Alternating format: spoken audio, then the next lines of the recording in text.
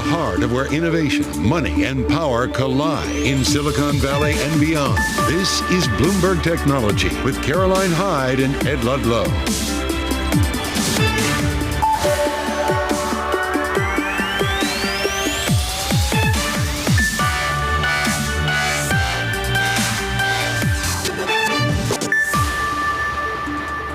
I'm Ed Ludlow in San Francisco. Caroline Hyde's off today. This is Bloomberg Technology, and what a show we have for you. Coming up, Sam Altman returns to OpenAI. We'll break down the changes at the artificial intelligence company as Altman takes the helm after a shock ouster. We speak to Vinod Khosla, the first venture investor into OpenAI. Plus, the world's most valuable chipmaker Nvidia tops earnings estimates but fails to meet loftier expectations from investors. We break down the results, and we'll take a deep dive into the world of crypto as CZ pleads guilty to criminal charges for anti-money laundering and US sanctions violations. All that and so much more ahead. A very quick check on the kind of public market perspective of what is going on in the world. Nvidia smashes it in the fiscal third quarter, gives a very strong outlook in the fiscal fourth quarter, ahead of the street consensus. The story, the impact of US technology curbs taking hold, it will impact them in the fiscal fourth quarter. We will go deep and bring you the analysis on that stock and what the world of AI accelerators looks like going into next year. The other publicly traded proxy for the big story is Microsoft. Sam Altman is back at OpenAI. This is largely been seen as a big plus for Microsoft. The stock up 1.5%. It's the third time this week that Microsoft has hit a fresh record high. There is some element that Microsoft gets what it wants. We will discuss that throughout the program. We have an excellent external voice coming right up. But first, our top story. Sam Altman's return to OpenAI as CEO. I want to bring in Shireen Ghaffari. Okay, let's start with the basics. Sam Altman is back as CEO, and there are some temporary board changes? We don't know, let's be honest, but what are those changes? Right, so there are some new board members, and it's unclear exactly the details, but it seems like they may be appointing a new board long term. Right. For now, it is going to be Larry Summers, Adam D'Angelo, still on the board. Who was already a board member. And then we have Brett Taylor, that's right. Who was also, remember, on the board of Twitter. Right, he was chairman when Twitter, now known as X, was sold to Elon Musk. Correct. So he has experience with companies in crises, right, and during leadership changes. So that's a new board. We're seeing reported, right, that Tasha and Helen are out. Yep, I'm hearing that from sources as well. Yep. Tasha and Helen, who were on the board that fired Sam Altman, Friday, are not, as it stands, my understanding, and I think other outlets have reported, they're not on the board. Correct. And remember, Tasha and Helen were both key board members who ousted Sam Altman, right, and were behind, essentially, this coup. So it makes sense that with Sam returning, part of that negotiation would involve having people who turned on him out. For our audience worldwide, disclosure, Larry Summers is a paid contributor on Bloomberg Television, so that's that. A lot of people around the world ask, why the drama? Why do any of us around the world care about OpenAI? Who leads it? The answer to me seems, well, OpenAI is the face of AI. Absolutely. I mean, this is an industry leader. Remember that AI has been something that Silicon Valley's talked about for decades, but it didn't really explode onto the market until OpenAI came out with ChatGPT just about a year ago, right? That was a breakthrough moment. So they are the ones setting the tone for this industry. They are the ones making AI relevant on a consumer level. They're the ones who came out with products that 100 million people are actually using. So how OpenAI goes, the rest of the industry will go, and that's why I think people should care about this story. I think it's important to recap that this all started Friday lunchtime, and we are now Wednesday, the day before Thanksgiving, and we actually don't have a definitive end to this story. There's a part of the resolution where there will be an independent investigation into Sam Altman, why he was fired. Just explain the rest of what was announced late last night by OpenAI. Correct. So we're going to see, and again, remember, this is a negotiation between two sides. You have the old board who was very skeptical of Sam Altman and pushed him out, and then you have Sam having this, prodigal return. So on the other side, we sort of see this concession in that there will be an investigation into Sam's, conduct. So far, the only allegations we've seen raised against him by the board or people close to the board are pretty vague, right? Just statements around that he essentially was not candid with the board, but we don't know about exactly what was he not candid allegedly about. Yeah, beyond maybe a philosophical point of difference on the existential threat of AI. And I reported, and you reported, that one reason Emmett Shear was added as the CEO on an interim basis is that he was an EA. He shared that existential threat. Yes, and that gets to a key detail that we should mention, which is that, the interim CEO, Emmett Shear, is stepping down. Right. Right. And so he's being seen in the industry now. I'm seeing a lot of people react in text saying that he sort of is actually not as maybe bad as people thought who were pro-Sam, because he's sort of giving up now and letting Sam Altman come back. All right, Bloomberg's Shireen Ghaffari, you've been just incredible reporting over the last 5 days or so. Let's continue the conversation. There is another party to this drama, Microsoft, and we need to understand what this means for them. Michael Pachter of Wedbush joins us now, someone that's covered Microsoft closely for a long time. Simple question. What does this mean for Microsoft? It's pretty huge. I think that if you think about why we haven't had deep AI solutions for the last 20 years, it's that computing power hadn't caught up. And OpenAI is integrated into Microsoft Cloud. I mean, Microsoft made a huge investment in them to make sure that happens.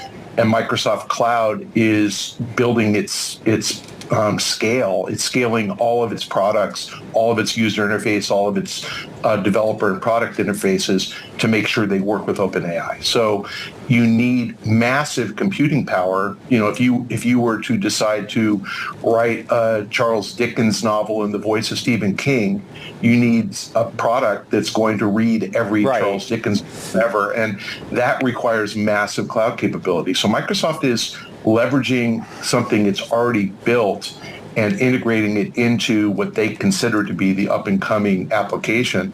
And developers are going to be forced to use Microsoft Cloud if they want to use OpenAI. But Michael Pachter, this is not a Charles Dickens novel. This is real life. For what it's worth, I've lived it for the last 5 days. I want to go to the point of what Satya Nadella told our Emily Chang, which is surprises are bad. And clearly, as we've reported at Bloomberg, a priority for Microsoft was to address governance changes, governance structure. Can Microsoft say with any certainty, and you're analyzing the stock, right, and Microsoft's leadership, but can they say with any certainty that this is the end of the story? This is the outcome that they wanted? They made a lot of friends, I think, by hiring Sam Altman. And, you saw that the letter, demanding the board resign was signed by 715 of the 750 employees. They then apparently offered all of those employees a job at Microsoft. So, would they rather have rebuilt everything starting from scratch with all the same employees, or would they rather just leverage what those employees have already built? And ultimately, I think it's easier to just continue the partnership than to try to rebuild. So I think that they won either way. They win more, I think, keeping things as is. It will require less of an investment. Nadella managed this masterfully. I mean, he honestly was an honest broker in the whole process, and he reaffirmed his commitment to Altman and to the product and to the product team. So I think everything that they did was just flawlessly executed. Michael, how closely is Microsoft's valuation tied to the investment it made in Microsoft? A thesis outlined on this show yesterday that the $10 billion investment they put into OpenAI at the beginning of the year has translated to the $1 trillion valuation. It's direct. Do you agree with that? Look, it's hard to value Microsoft based solely on a single investment. The company is worth, the sum of its future cash flows. And so if the market is making a bet that Microsoft can leverage 10 or 13 billion into a trillion of ultimate profit, then the market's right. I mean, that's really what this comes down to, that the market thinks that this is going to turn into, let's say, 100 billion of free cash flow a year in perpetuity, at some point 20, 30 years from now. I'm not smart enough to tell you what the market is thinking. I can tell you that this is worth a lot to them. And I should say current market cap, 2.8 trillion. Michael Pachter of Wedbush, great to have you on this program. Thank you so much.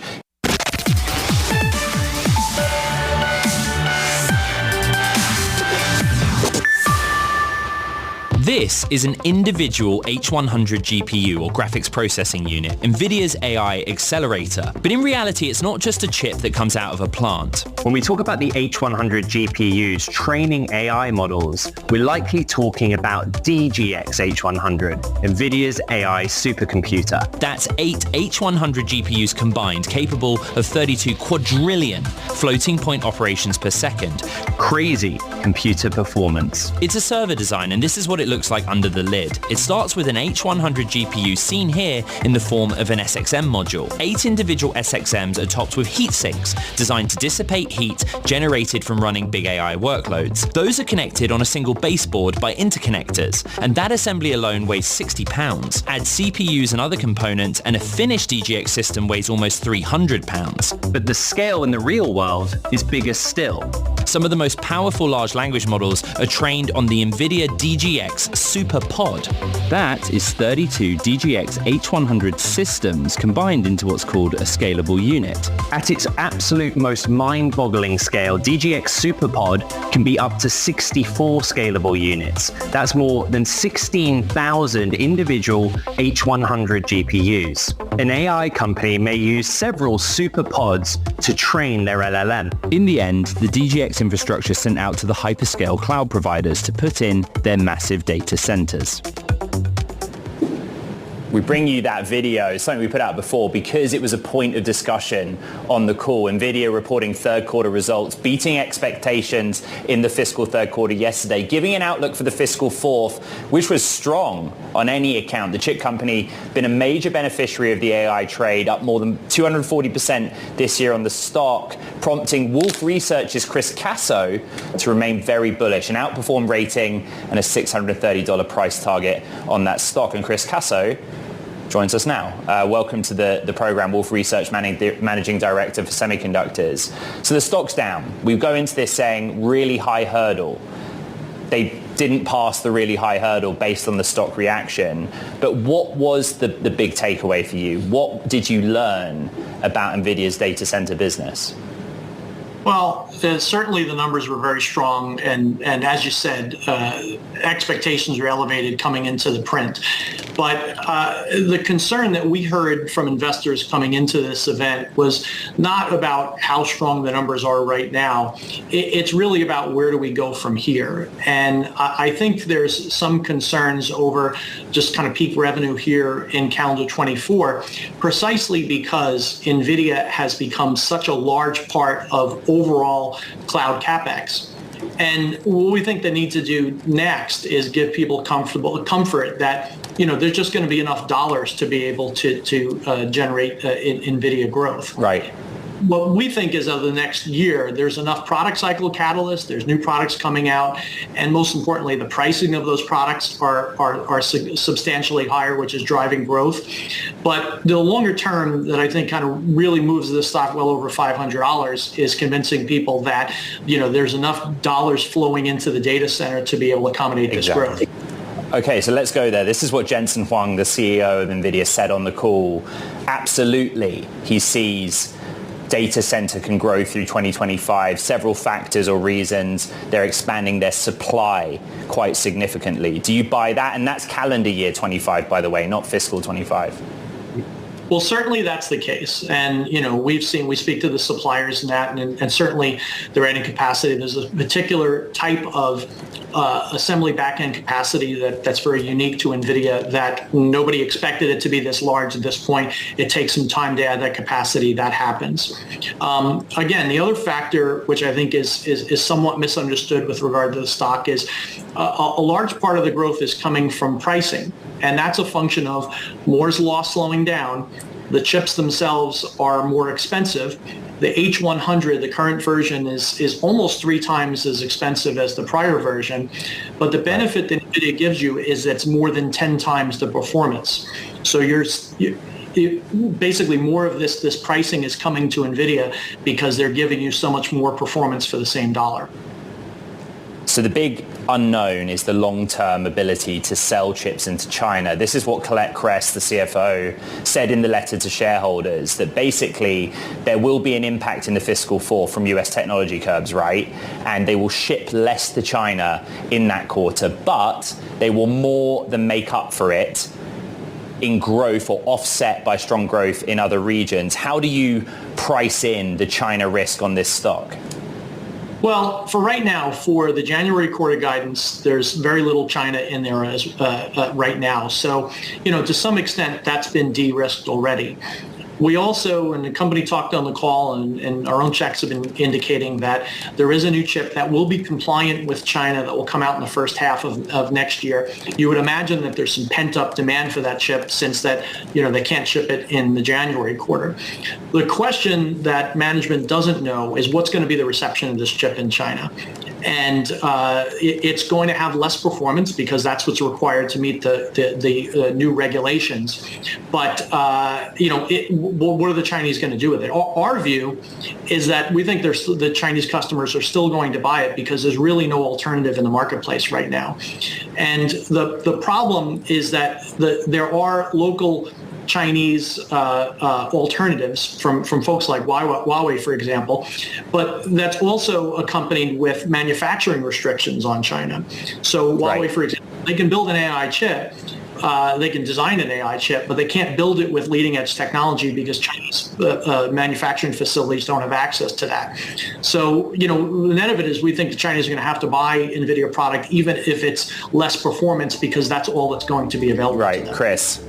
Chris Casso, Wolf Research Managing Director covering semis. We're tight on time, but we're grateful to have you on the show. Thank you. Now, coming up here on BTech, Binance CEO CZ pleads guilty to anti-money laundering and US sanctions violations. Jalak Jobanputra, founder and managing partner of Future Perfect Ventures, is our guest with the take next. This is Bloomberg Technology.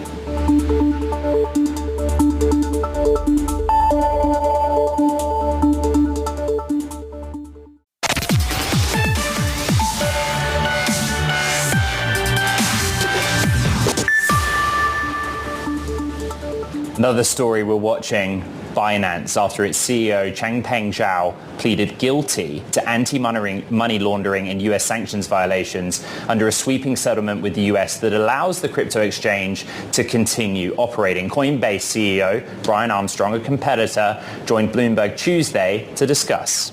Well, I think this is really a vindication of the long-term strategy that Coinbase has taken to build a trusted and regulated company. Going back to 2012, we really decided to do that and got the licenses and got the teams in place that were necessary to run that type of company. And then every few years, we did see a new company come on the scenes that didn't take that approach. Sometimes they would grow very quickly because they were able to offer products that we didn't think were legal. But inevitably, they do come crashing down. Regulators do eventually act, even if they don't act quickly, and that's what we saw here in this case today. So it's not only been, I think, an opportunity for Coinbase to step in, but it's also an opportunity for the industry, I think, to turn the page here and say that, yeah, some of the rules are clear around AML, KYC, OFAC, the issues that Binance really had, stepped over the line on. But some areas of the law are not yet clear. We need to go get that regulatory clarity to make sure that the future of this industry is built here in America, not on offshore unregulated exchanges. And so that's what we need to go do next. And I think it'll prevent this kind of activity in the future. But listen, even with this crackdown that you're seeing, there were some really scathing allegations in the DOJ's crackdown, sanctions violations, illegal trafficking of drugs. How do you know that this is it? How do you know that there are not more bad actors out there that would continue to stain crypto? Well, I can tell you the companies that I really engage with, at least especially the ones here built in the United States, they don't get the big headlines because it's not salacious. They haven't, rocketed up because, they're not following the rules. But there are dozens of really well-intentioned and well-funded and compliant US-based crypto companies that are building this industry. I mean, you have to remember that 52 million Americans have used crypto now, about 400 million people globally. And so while there are bad actors who try to use crypto, the best data we have is that that's less than 1% of the activity is for illicit purposes. By the way, the US dollar cash is about 4% illicit activity. So crypto is really not uniquely crime-ridden, and the centralized actors in crypto, they need to follow these rules around transaction monitoring, KYC, AML, just that like Coinbase has been doing for over a decade now to make sure bad actors don't take advantage of these systems. That was Coinbase CEO Brian Armstrong along with Bloomberg's Sonali Basak. Let's keep the conversation going. So much has happened in the last 24 hours. Jalak Jobanputra, founder and managing partner of Future Perfect Ventures, early stage VC firm zeroed in on blockchain tech, crypto, AI, human-computer interaction. Posed the question that Sonali put to Brian Armstrong. When you're in this market and investing in this sector, how do you know that that's it? That's all there is left to come out? Well, it's good to talk to you again, Ed. We spoke after the FTX ruling, and the way I look at this right now is the other shoe has dropped.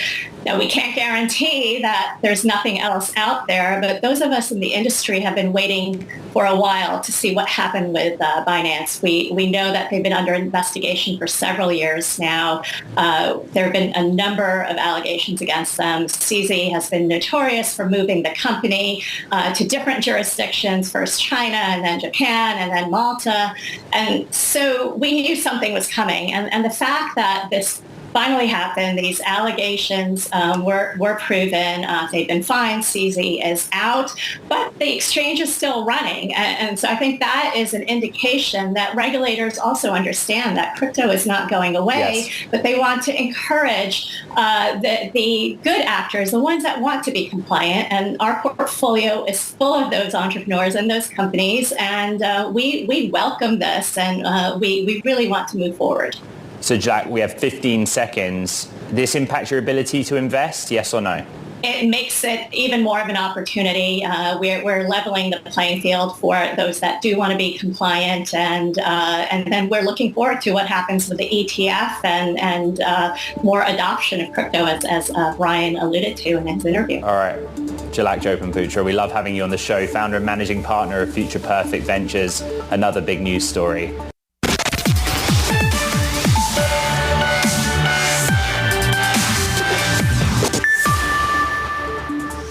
Is experimenting with AI. Last year, Walmart launched a text-to-shop feature allowing people to pick what to buy, automatically add it to their online cart, and check out right from a text message. Walmart wants to make its app and website just as conversational with AI. It's working on a generative AI-powered search where you can ask a question similar to how you'd ask ChatGPT on Walmart's app or website and bring up product suggestions. For example, asking what decor you need for a housewarming party. There's also an AI shopping assistant in the works where customers can chat with a virtual assistant when deciding what to buy, like getting a recommendation for what kind of cell phone to buy for a 10-year-old. The retailer also introduced augmented reality tools last year to try on clothing virtually or see how furniture will look in their home. Right now, you can test out how a TV will look in your space. For example, you can compare different sizes or product suggestions. So soon, Walmart will add generative AI into the mix. You'll be able to ask the AI assistant how to decorate a space and get suggestions and pricing, as well as see the items in the space using the AR technology. Walmart says it's training these tools on a variety of AI models that are currently available, not one specific large language model. The generative AI tools are still in test phase, Walmart says, but will be available to customers very soon. Okay, Walmart is in the AI game, so let's get into it with Walmart US Omni Platforms and Tech Executive Vice President Srini Venkatesan. Srini, welcome to the program. We outlined some of the tools that you guys have been working on over at Walmart. Of those that we outlined, what is gaining most traction, right? This is about consumer behaviors and how we shop. And I guess I'm just curious to know which tool you think is going to change the game in that respect. Thanks, Ed, for having me on the show. At Walmart, we are at the cusp of dramatic changes that the customers are finding ways to discover, buy, and shop goods, right? Be it the speed of delivery, be it the way that they want to shop it in an online experience, which is very simple for them. it has been what we have been trying to do is to make it very easy for them to do their shopping.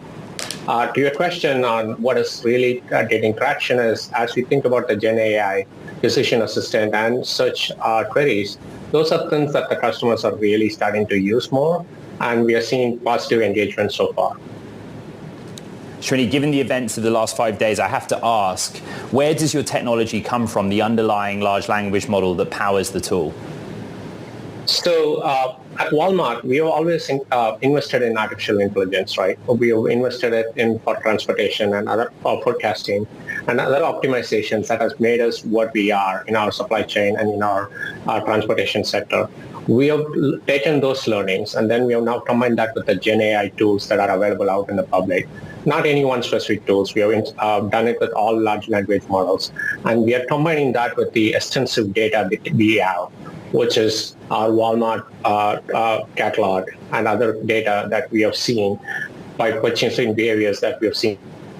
Right. And that's how we have trained our AI to make it really powerful. But is there a technology relationship with OpenAI and their GPT technology?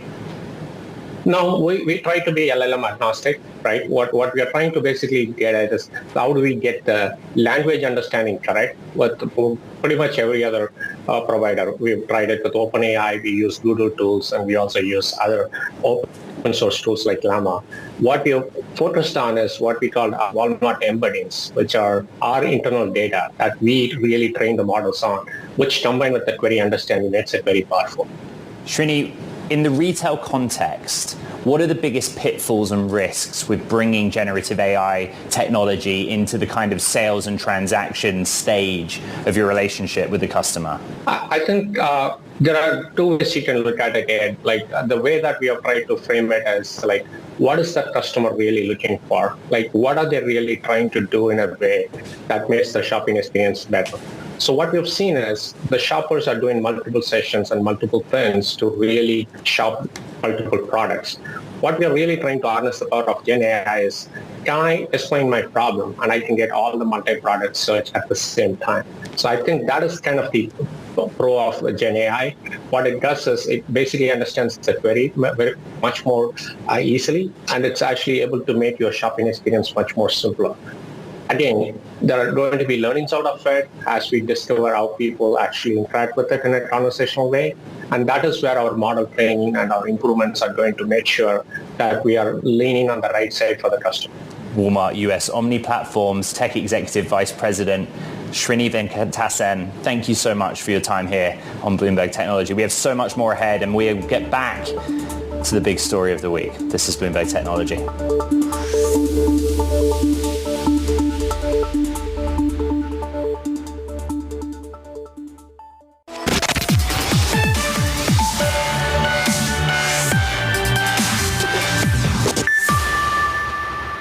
We continue to be committed to OpenAI, and we continue to be committed to Sam and Greg and the team, irrespective of where they are. I've never seen this in my coverage of tech in 20 years. I think transparency is key. That's a lesson from this weekend. My number one take is that non-profit doesn't work. The capped profit model that OpenAI was spearheading was more of an experiment. I haven't seen this specific structure anywhere else, and I can't imagine we ever will again after the debacle that this all was. We definitely will want some governance changes so that, surprises are bad.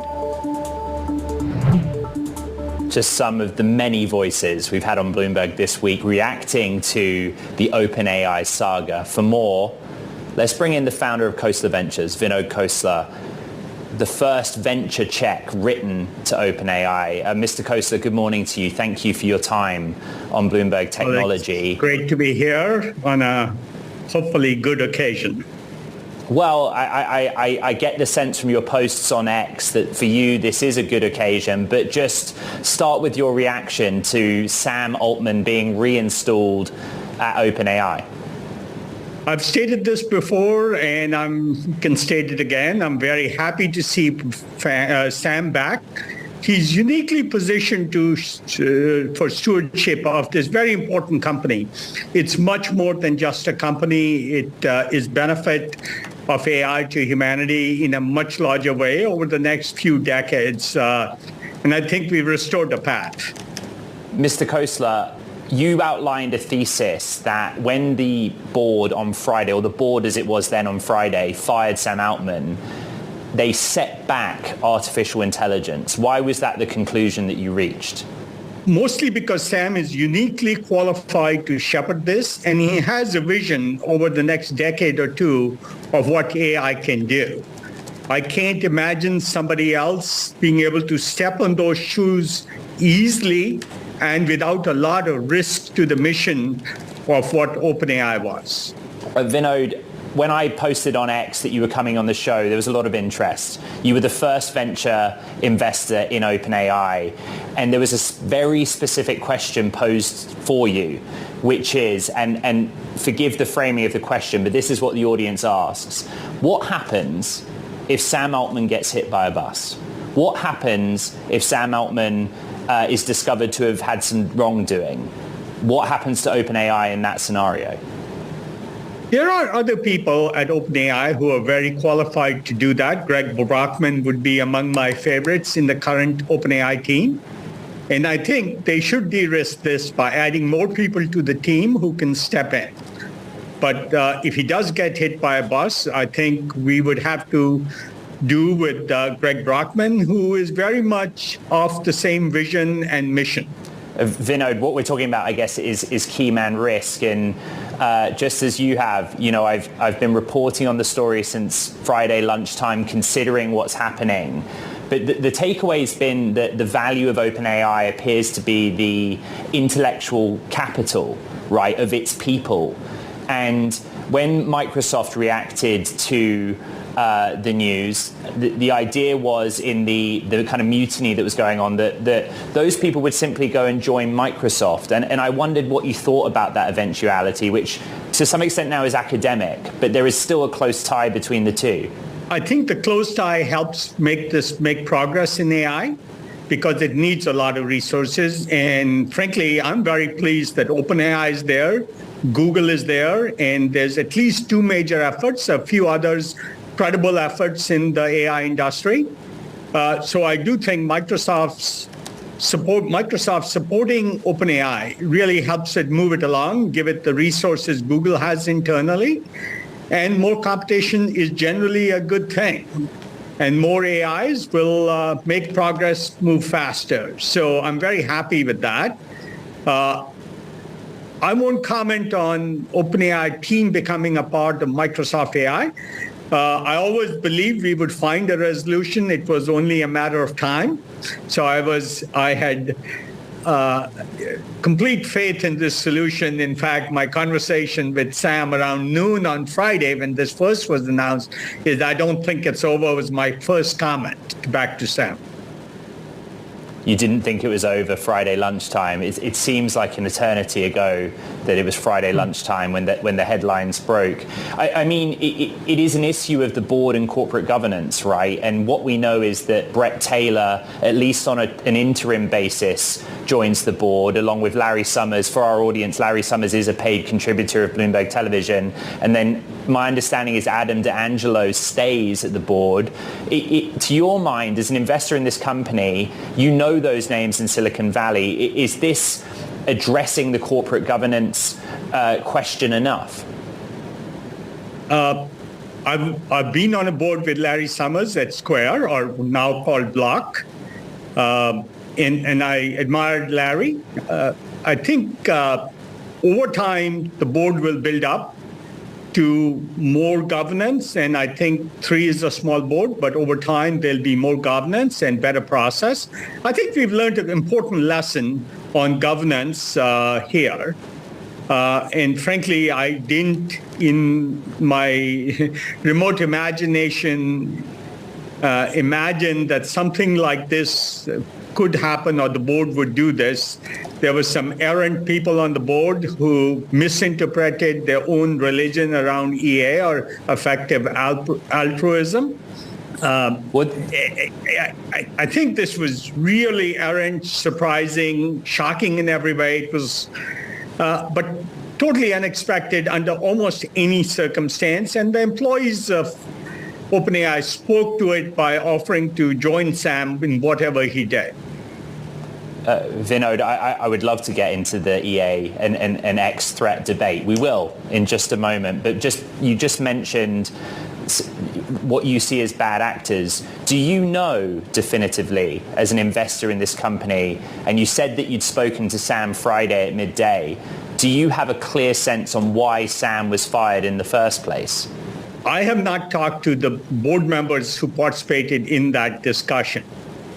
And frankly, I have very little interest in talking to the two members that left. But I think it's errant behavior on their part. It was, of course, as widely reported, triggered by Ilya were having some concerns, and Ilya has since changed his mind. And I'm very admire Ilya a lot for changing his mind publicly. I think he deserves real kudos for that. But no, I haven't talked to the board directly that made this decision without Sam, without Greg, so I couldn't speak to it further. And to be clear, you're in the school of thought that Ilya deserves a second chance to carry on or continue with OpenAI? Absolutely. So let's get to the debate, the existential threat debate. You know, much of what's been discussed is a philosophical point of difference, right? Sam, at least as I've reported, he's the product guy, right? He leads the global negotiation with policymakers. He is the one that attracts the talent. And the board was, as of Friday, largely made up of academics who seem to have an emphasis on the existential threat that AI poses to humankind. Where do you stand on that debate of commercialization versus slowing down, looking at what the risks are? I penned a piece for The Information at theinformation.com this weekend on this risk issue and what I feel happened. Humanity faces a basket of risk. Sentient AI existential risk is no different than an asteroid hitting the planet either. There's this risks that humanity faces, this basket of risk, has to be balanced against the basket of opportunity to free humanity from the slavery of really bad hourly jobs where you do the same thing for 8 hours a day repetitively for 30 years of your career, or where you can have free doctors available to everybody on the planet, or near free doctors and near free tutors. And my wife's nonprofit, CK12.org, is providing for free tutors to everybody in conjunction with OpenAI on their website and in the OpenAI ChatGPT store. Those kinds of benefits, and including half the people on the planet from the kind of slavery that hourly repetitive jobs afford them, and enough GDP growth to pay for that, those people, is what the opportunity is. So risks have to be balanced against opportunity, and that has been fundamentally missing. There's a very, very high risk of China having superior AI and interfering starting next year in our 2024 election with persuasive AI that convinces voters through persuasive arguments and personal knowledge. Yes. So there are many, many risks that have to be balanced. Not just one exists from a movie, sci-fi movie, fantasy gone wild, that says robots take over and destroy humans. That's pretty silly in the basket of risks we are actually dealing with, and there's serious risks we need to address. And in both this weekend's paper and a blog I published on China as our principal risk in AI a few weeks ago in medium.com, are worth looking at. And I think they need to be treated seriously, but not this way.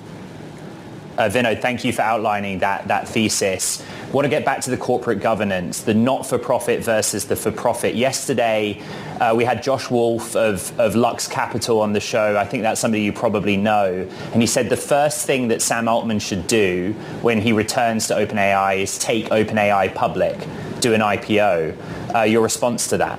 You know, I'm not going to comment on what they should do. I think OpenAI is in a good position. It's a good financial position. The only reason to go public would be would be because it needs more resources, and I don't think it needs more resources right now. What I would say, the structure is not as unusual as people make it out to be. There's companies in Europe owned by nonprofits, or at least significantly owned and controlled by nonprofits. So that structure has existed in Europe before. And I think there's nothing wrong with the structure. There was something wrong with the governance, and I hope over the next year we can fix that. Mr. Khosla, finally, a lot of people are thinking about the 770 OpenAI employees. One point that was made to me by sources in the Valley is this pending tender presented potentially life-changing amounts of money for those people, and they were willing to put it on hold or jeopardize it in sticking with Sam. Do you know what the latest on the tender is and your thoughts on the staff? I think it's too early to comment on it, but I don't know any reason the world will be any different tomorrow than what it was on Thursday evening. Okay, Khosla Ventures founder Vinod Khosla, I'm incredibly grateful for your time. We asked all of your investor counterparts to join us in the show. You said yes, and we're grateful for it. Thank you for your time. This is Bloomberg Technology.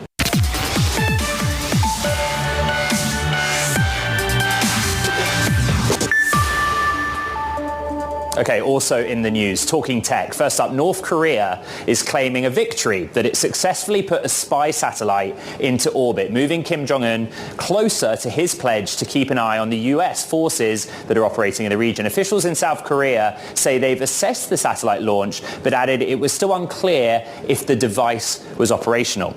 And Jack Ma is walking back plans to sell 10 million shares in Alibaba. Ma, who founded the internet company, will continue to hold on to his stake, which is worth about $870 million US. Alibaba shares recently faced a sell-off, resulting in a $22 billion drop in market value in a single day. Plus, slim pickings for the Thanksgiving box office weekend is working against Disney's latest animated film, Wish. In the past, Thanksgiving is ranked among the most lucrative times for movie studios, but in recent years, a number of factors have conspired against that, such as the rise of streaming services and scaled back marketing due to the Hollywood strikes. It has been an incredible week in Silicon Valley. That does it for this edition of Bloomberg Technology. To those in the US, happy Thanksgiving. Around the world, don't forget to recap on the podcast, wherever you get your podcast. So many of you are listening to it, Apple, Spotify, iHeart, and of course, of all the Bloomberg platforms. Again, happy Thanksgiving here to all Americans in the world. Stay tuned in. This is Bloomberg Technology.